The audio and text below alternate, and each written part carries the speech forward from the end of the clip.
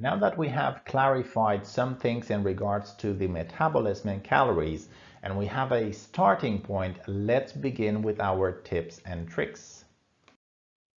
The first thing you want to do is start a food diary for a week. Write down everything you eat and drink. Write how much you ate and how you were feeling. When writing things down, be honest with yourself. We are very good at overestimating our capabilities. We think we are smarter, we are better drivers, we are good at certain things. We overestimate how many calories we burn through exercise and so on. But we do underestimate how much we eat. By having a food diary will allow you to spot very easily the areas in your diet that you need to improve. If you need more fruits and veggies, if you drink too much beer or soda, if you snack too much, if you need more whole grains, if you don't eat enough proteins, and so on. Don't change your diet overnight. Don't exclude the things that you like all of a sudden, because the cravings will come and they will be very hard to control. Make it easier for yourself to stick with the change. Sticking to a diet that is closer to your usual food choices will lead to a better adherence. Rather than excluding the bad foods, work the other way around. Include slowly the foods we discussed in the previous lessons. In time, as you begin to include more fruits and veggies, whole grains, legumes, and so on, you will see that it will be much easier to reduce or eliminate the junk food. If you want to lose weight, you need to start paying attention to your sleep. Less than 6 hours of sleep per night increases your risk of obesity by 55% and decreases your sense of fullness by up to 30%. So you will eat more, not to mention the fact that the more hours you're awake, more chances you have to eat. Also, poor sleep leads to a reduction of your resting metabolic rate by 5% and reduces your insulin sensitivity, putting you at higher risk of diabetes. Lack of sleep is also stressful for the body, which means the cortisol level goes up, and that in turn will increase your appetite and promote fat deposition around your waist. The extra weight that you are carrying are the results of years of overeating and unhealthy behaviors. I don't want you to become obsessed with how many calories you're eating or denying yourself an ice cream now and then because it will make you fat.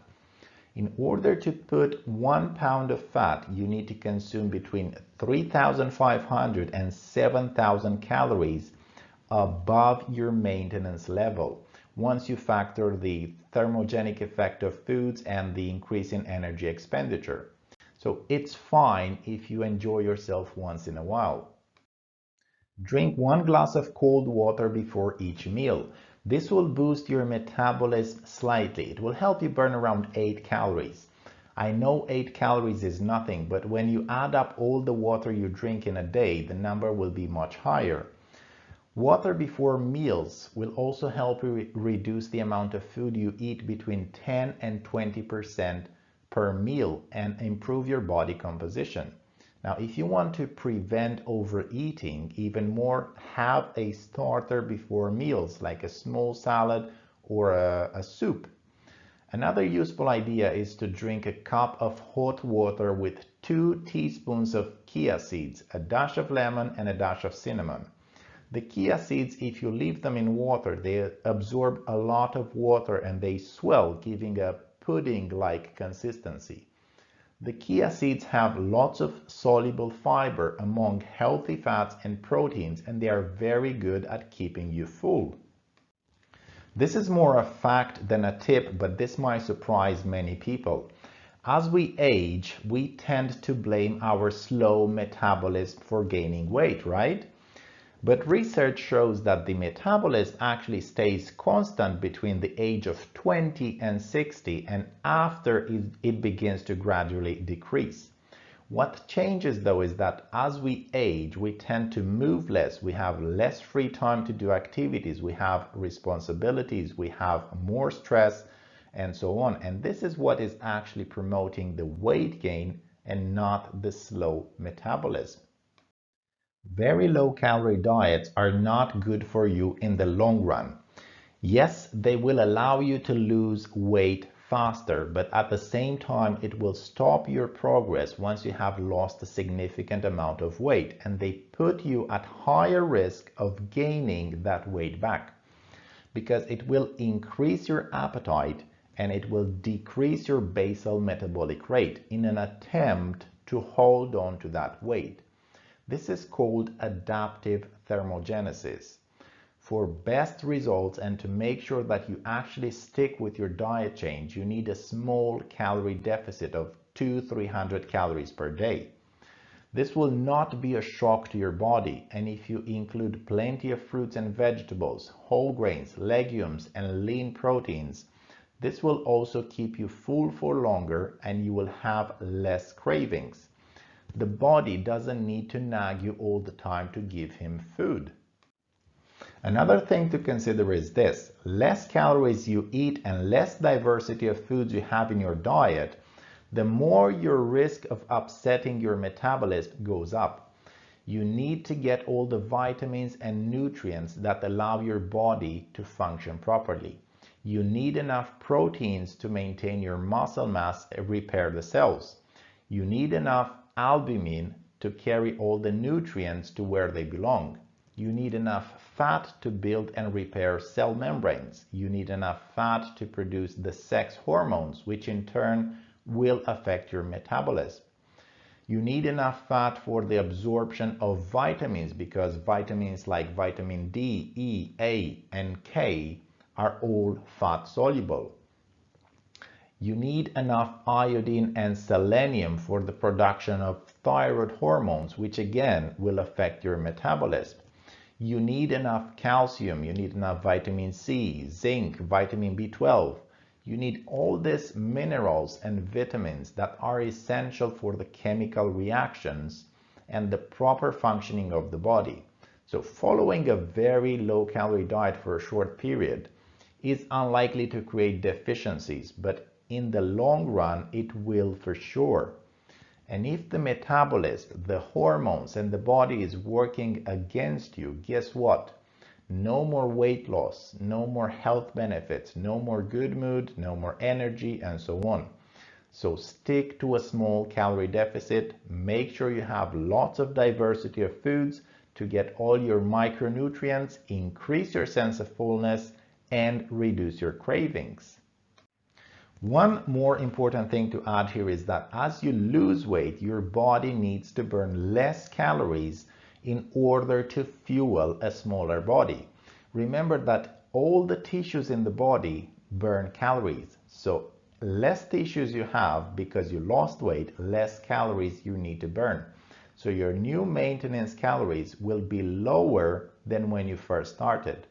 In this case, you will need to decrease your calories slightly and increase the amount of proteins to preserve the muscles. Most people and even professionals think that it doesn't matter what time of day or night you eat for weight loss as long as you are in a calorie deficit. But research says that it very much matters. If you want to lose weight, eating regularly at night is not something you should be doing. At night, our body is not as efficient at utilizing and metabolizing nutrients.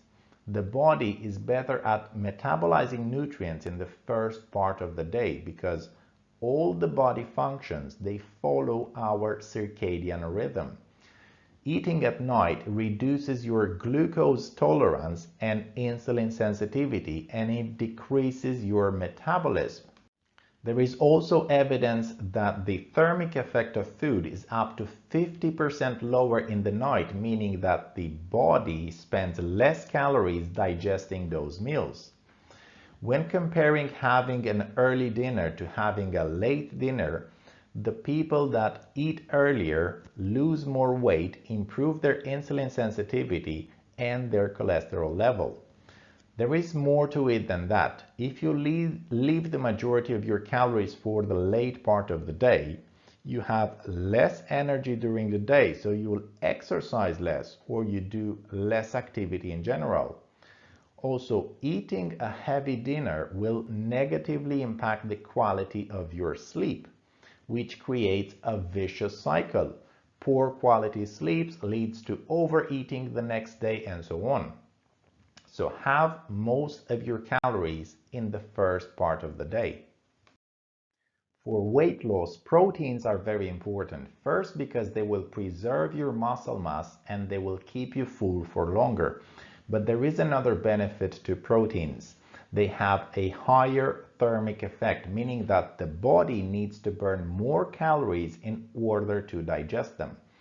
They can boost your metabolism by up to 30%. On the other hand, the thermic effect of carbohydrates is only between 5 and 10%, and for fats is only 0.3%.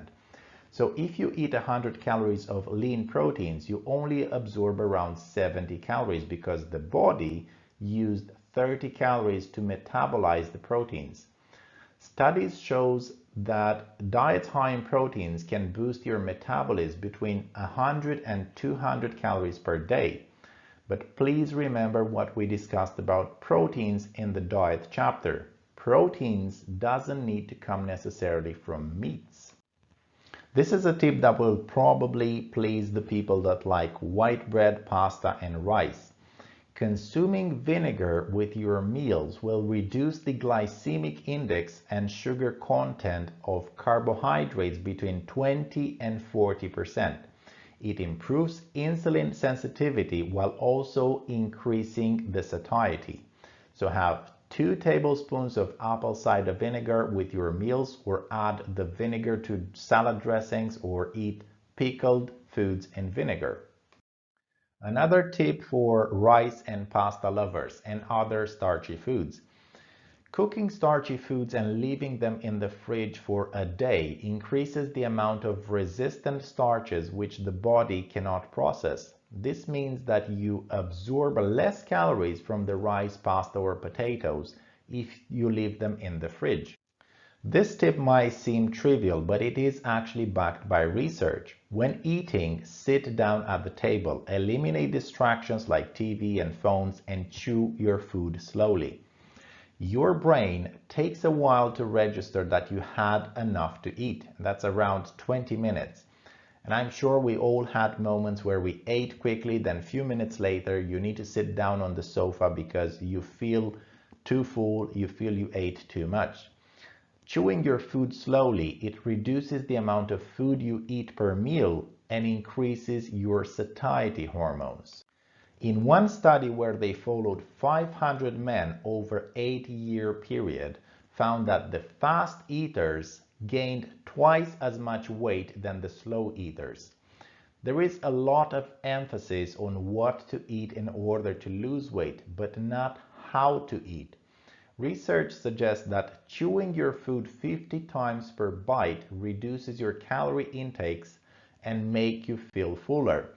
So when you eat, take your time. This is called mindful eating. How can we reduce food cravings? We all heard this advice: drink 1 glass of water, take a short walk, chew some gum, and so on. But there are 2 strategies backed by research. Number 1 is to visualize yourself eating the foods that you crave, and do it as many times as you need to. By imagining yourself eating your favorite snack, you can actually reduce how much of that food you are actually going to eat by 60%.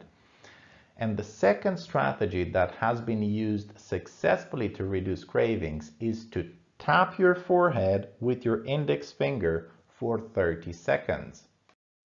Please don't track your weight loss progress with the scales. Measuring your waist, chest, arms, and legs is a way more accurate way of seeing how your body is changing. Purely relying on the scales can often leave you with a feeling of disappointment. Take into consideration other factors as well. How are you feeling about yourself? You feel better, you feel more confident, you have more energy, you have more strength. Are you more able to do activities with more ease?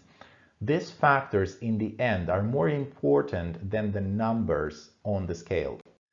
Now let's look at a few ways of reducing your belly fat and tightening your waist. Let's start by saying that we have two types of fat. We have the subcutaneous fat that lies beneath the skin and plays a role in keeping us warm. And then we have the visceral fat that sits deep inside our abdomen.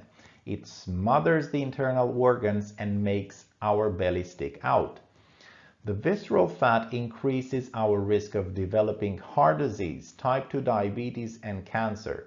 The visceral fat cells are metabolically active and they are insulin resistant. They produce hormones, inflammatory cytokines, and they disrupt the normal functioning of your hormones. So having visceral fat is actually very bad for your health. If we want to reduce that belly fat, first we need to reduce the sugar intake, and particularly fructose. Fructose is a type of sugar commonly found in fruits and natural honey, but I'm not talking about this type of fructose. I'm referring to the fructose added to sweets, candies, breakfast cereals, biscuits, sodas, fast food, salad dressings, fruits and syrups, fruit juices, and so on. Fructose promotes the storage of fat around the abdomen independent of calorie intake. Fructose is thought to cause a buildup of fat, especially around the liver, which in time will lead to insulin resistance. Next, we need to cut down on alcohol. Everybody knows that alcohol is not good for you. We're not discussing all the reasons why alcohol is bad for you. We'll only look at how alcohol promotes fat storage. Alcohol consumption is closely related with visceral fat levels, even in people with a normal weight. Alcohol damages the liver, and this in turn affects the liver's ability to metabolize nutrients. Alcohol also lowers your testosterone levels. And as we know, testosterone is essential for muscle growing, sexual activity, and metabolism. Alcohol also has 7 calories per gram with no nutritional value whatsoever, and many drinks are also high in refined sugars. Take the cocktails, for example. Another negative point for alcohol is that alcohol cannot be stored by the body, so the liver will metabolize it as a priority, which means that if you eat anything along with that glass of wine or beer, it has a very good chance of being stored as fat. And let's face it, most of us tend to eat or at least snack when we drink. So if you want that belly to go, you need to cut down on alcohol. If you want to reduce the belly, you also need to manage your stress. High cortisol levels increase your appetite, your insulin levels, and promote abdominal fat storage. And this is separate to your normal calorie intake. Cortisol can redistribute your fat stores towards your abdomen even if you are on a calorie deficit. So if you want to lose that belly, you need to manage the stress. And you can go back to the stress lesson to see how you can do that. Keto diet seems to be the hype these days, doesn't it? I'm not a fan of keto diet myself, but it can be a useful tool in the reduction of visceral fat and abdominal fat in general when followed for a short period. Studies show that people that follow a keto diet or a low carbohydrate diet tend to lose more visceral fat when compared with a low fat diet. When you go initially on a keto diet, if you track your progress with the scales, you will see within the first week a rapid weight loss, but that is mostly in the form of water and glycogen stores. That is because for every gram of glycogen, your body stores 2 to 3 grams of water. In the long run, you won't lose more weight with keto diet compared with a low-fat diet, but keto diet does seem to have some impressive health benefits beside the fact that it can slim down your waist. It can reduce your appetite, it can reduce your blood sugar levels, improve your insulin sensitivity, and reduce your cholesterol levels. Now, keto diet is very, very restrictive. and can be very hard to follow, and many people experience negative flu-like symptoms when they first try it. So please, if you do decide to follow a keto diet, don't follow keto diets that you see on social media where they say you can eat bacon, sausages, and butter as much as you want. Try to eat healthy fats, eat your greens, and add berries because they are very low in carbs. And last, I would like to discuss the intermittent fasting, which has grown in popularity lately. There are some people out there saying that it turns on the fat burning mode and that would make you slimmer. Others say that it can treat diabetes and reverse insulin resistance and so on. Intermittent fasting, yes, can improve your health, can help you lose weight, can improve insulin resistance, and can lower cholesterol levels. Many of the benefits of intermittent fasting are due to restricting the feeding window, and this leads to eating less calories, which eventually leads to weight loss and improving your metabolic markers. There are many ways to practice intermittent fasting, but the most common one is where you fast between 16 and 20 hours per day. If you struggle with hunger and cravings all the time, then intermittent fasting will be hard to follow. Do you need to do intermittent fasting to get all the benefits we mentioned earlier? Well, the answer is no. When comparing intermittent fasting with calorie restriction diets, they both get the same benefits in terms of weight loss, insulin sensitivity, and other metabolic markers.